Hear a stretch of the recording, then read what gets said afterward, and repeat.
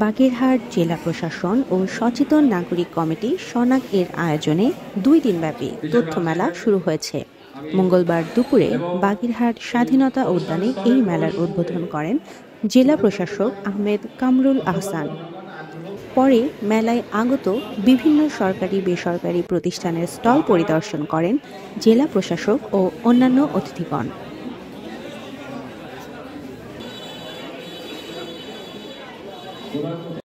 পরে সনাক বাগেরহাটের সভাপতি অ্যাডভোকেট রামকৃষ্ণ বসুর সভাপতিত্বে তথ্য অধিকার আইন বাস্তবায়নের দায়িত্ব সকলের শীর্ষক আলোচনা সভা অনুষ্ঠিত হয়। সভায় প্রধান অতিথি হিসেবে বক্তব্য দেন জেলা প্রশাসক আহমেদ কামরুল আহসান। এ সময় আরও বক্তব্য দেন বাগেরহাটের অতিরিক্ত পুলিশ সুপার মোহাম্মদ আসাদুজ্জামান, জেলা তথ্য অফিসের উপপরিচালক মইনুল ইসলাম, সনাক সদস্য অ্যাডভোকেট শাহ আলম টুকু, সদর উপজেলা স্বাস্থ্য ও পরিবার পরিকল্পনা কর্মকর্তা ডাক্তার প্রদীপ কুমার বক্সি সহ প্রমুখ।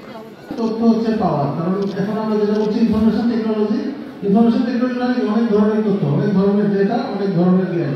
যার কাছে যত বেশি তথ্য থাকবে সে তত বেশি সমৃদ্ধ হবে, তার কাজের ক্ষেত্র তার আওতাটা অনেক বেড়ে যাবে এবং তার জন্য কাজগুলো করা সহজ হয়ে যাবে।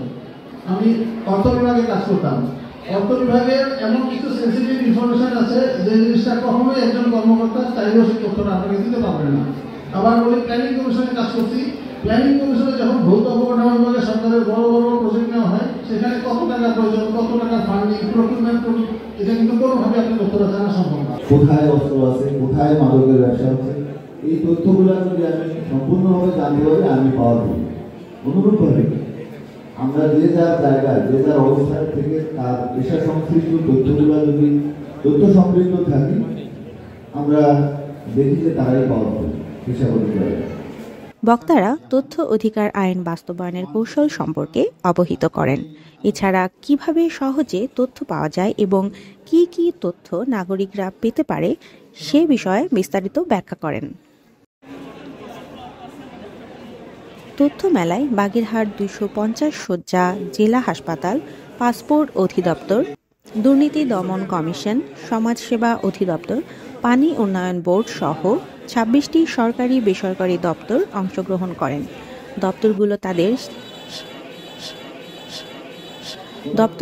তাদের সেবার তালিকা, সেবা মূল্য ও সহজে পাওয়ার পদ্ধতি সম্বলিত প্রচারপত্র বিতরণ করেন।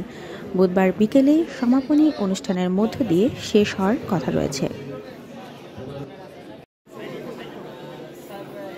Desk report, Times today, Bagerhat.